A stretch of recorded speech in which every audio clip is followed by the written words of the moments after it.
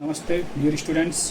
Second year के subject science में हमने इससे पहले पढ़ा था कोशिका को, सेल, सजीवों की संरचनात्मक और क्रियात्मक इकाई। रॉबर्ट हुक ने मृत कोशिकाओं की खोज की 1665 में। एंटोनी वॉन ल्यूवेनहॉक ने जीवित कोशिकाओं की खोज की 1674 में।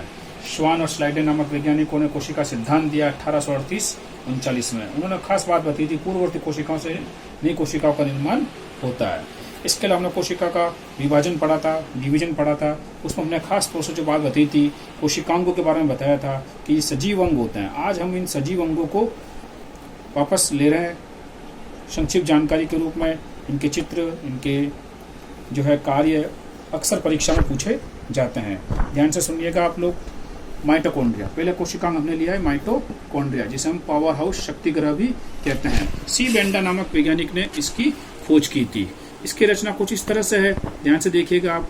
बनावट इस तरह से है कि इसमें जो ये अंगुलीनुमा उभार होते हैं, जिन्हें हम क्रिस्टी कहते हैं। क्रिस्टी, अंगुलीनुमा उभार को हम क्या कहते हैं? क्रिस्टी कहते हैं। और इसके अंदर ये F1 कण, एक्सिसोम कण पाए जाते हैं, जिन्हें हम कहते हैं F1 कण। अंदर कुछ द्रव्य भरा होता है, जिसे हम कहते हैं मैट्रिक्स। ठीक है, क्या कहते हैं? मैट्रिक्स। यहाँ जो है खास तौर से जो है ऊर्जा का निर्माण होता है, इसलिए हम इसको ऊर्जा के सिक्के भी कहते हैं। एटीपी, यहाँ एटीपी का निर्माण होता है, इसलिए हम इस माइटोकॉन्ड्रिया को पावर हाउस या शक्ति ग्रह भी कहते हैं। ये इसका प्रमुख कार्य हो गया। दूसरा कोशिकांग आता है गोल्जी का। इस प्रकार से रचना है, देखो उसकी ध्यान से देखिएगा आप लोग, अभी बनाई है। ठीक है, इसमें जो है गोल्जी का है, जिसे हमने बताया था कैमिलो गोल्जी ने इसकी खोज की, इसलिए इसका नाम हो गया गोल्जी का है। इसमें इस प्रकार से कूटिकाएं, घुंडिकाएं नामक संरचनाएं पाई जाती है। गोल्जिकाएं, ठीक है, गोल्जिकाएं, इनका प्रमुख कार्य होता है पौधों में स्त्रवण का कार्य करना, पौधों में स्त्रवण का कार्य करना और छोटे छोटे प्लेट्स का बनाना। लाइसोसोम, एक कोशिकांग और है लाइसोसोम। ड्यूबे नामक वैज्ञानिक ने इनकी खोज की। 1949 में इसकी खोज हुई थी लाइसोसोम की। इसका हमने खास तौर से एक नाम दिया था, आपको याद होगा, आत्मघाती थैली। आत्मघाती थैली भी इनको कहा जाता है, क्योंकि ये अपने अंदर बनी हुई कोशिका का ही पाचन कर देते हैं। यह विघटन का जो अपनी कोशिका का पाचन कर देते हैं, इसलिए हम इसे आत्मघाती थैली या सुसाइड बैग्स भी कहते हैं।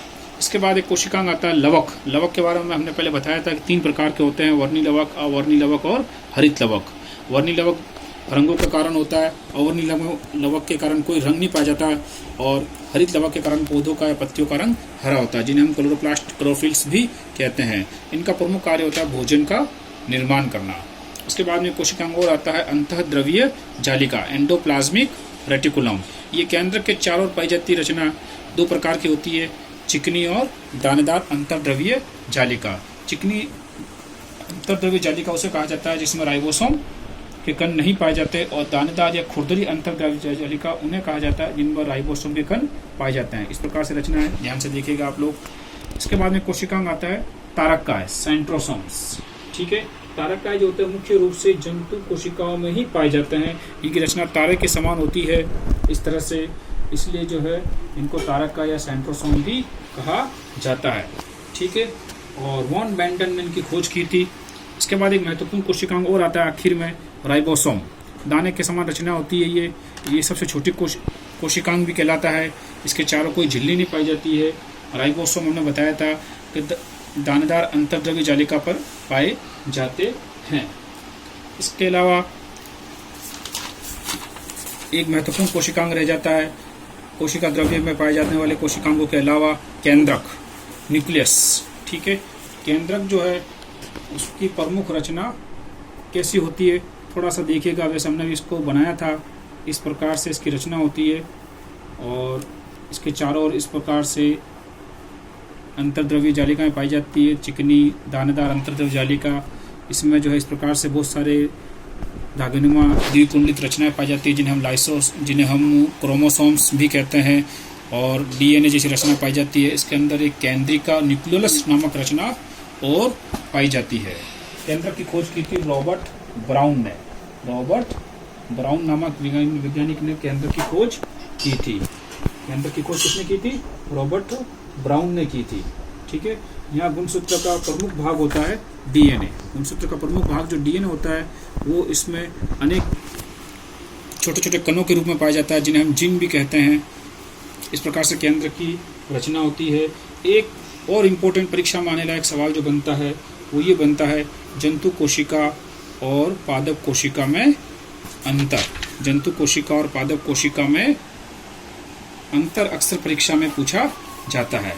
इनमें प्रमुख रूप से पहला अंतर यह है कि जंतु कोशिका में कोशिका भित्ति नहीं पाई जाती। जंतु कोशिका में कोशिका भित्ति अनुपस्थित होती है, जबकि पादप कोशिका में ये उपस्थित होती है। क्या चीज? कोशिका भित्ति, सेल लेयर। दूसरा अंतर है, इनमें रिक्तिकाएं कम पाई जाती है। रिक्तिकाएं कम पाई जाती है और यहाँ पादप कोशिका में रिक्तिकाएं अधिक संख्या में पाई जाती है। ये दूसरा अंतर हो गया। तीसरा अंतर होता है, इसमें तारक काय जो होते हैं वो उपस्थित होते हैं। जंतु कोशिका में तारक काय उपस्थित होते हैं, जबकि पादप कोशिका में तारक काय या सेंट्रोसोम अनुपस्थित होते हैं, बहुत कम संख्या में पाए। ठीक है। और एक अंतर हम क्या है, इसमें लाइसोसोम पाए जाते हैं। लाइसोसोम पाए जाते हैं, उपस्थित होते हैं, जबकि पादप कोशिका में ये अनुपस्थित होते हैं। ठीक है। एक अंतर और है इसमें, वो ये है कि इसमें जो है हरित लवक या पर्णहरित जैसी रचना अनुपस्थित होती है। पर्णहरित जैसी रचना अनुपस्थित होती है, जबकि इसमें पर्णहरित हरित लवक पाए जाते हैं, उपस्थित होते हैं। ये मुख्य अंतर हो गया। एक अंतर और हम ले सकते हैं कि इसमें जो है अंतःकोशिकीय पाचन के लिए लाइसोसोम भी पाया जाता है, और इसमें अंतःकोशिकीय पाचन के लिए इसमें रिक्तिकाएं या रसधानियां पाई जाती है। यानी यहाँ जो लाइसोसोम पाए जाते हैं उनका प्रमुख कार्य होता है अंतःकोशिकीय पाचन, जबकि यहाँ अंतःकोशिकीय पाचन के लिए क्या रचनाएं पाई जाती है? रिक्तिकाएं। क्या पाई जाती है? रिक्तिकाएं, वैक्यूल्स पाए जाते हैं। जो कार्य लाइसोसोम कर रहा है जंतु कोशिका में, वो कार्य रिक्तिकाएं कर रही है। इस प्रकार से स्टूडेंट्स, ये जो आज हमने कोशिका को कंप्लीट किया है, कोशिका के बारे में सामान्य जानकारी ली, उसके बाद हमने कोशिकांगों के बारे में पढ़ा और उनकी रचना की, उनकी बनावट पढ़ी, उनके वैज्ञानिकों के नाम भी बताए साथ में, और हमने केंद्र के बारे में बताया, रॉबर्ट ब्राउन जिसने खोज की इनकी, और जंतु कोशिका और पादप कोशिका में अंतर। ये अवश्य याद रखिए, आप अक्सर परीक्षा में पूछा जाता है। इससे संबंधित कुछ और प्रश्न हो, आपके जहन में हो, समस्या हो, तो मुझसे पूछ सकते हैं पर्सनली। और आपको ये वीडियो कैसा लगा जरूर बताइएगा। अस्सलाम वालेकुम, धन्यवाद।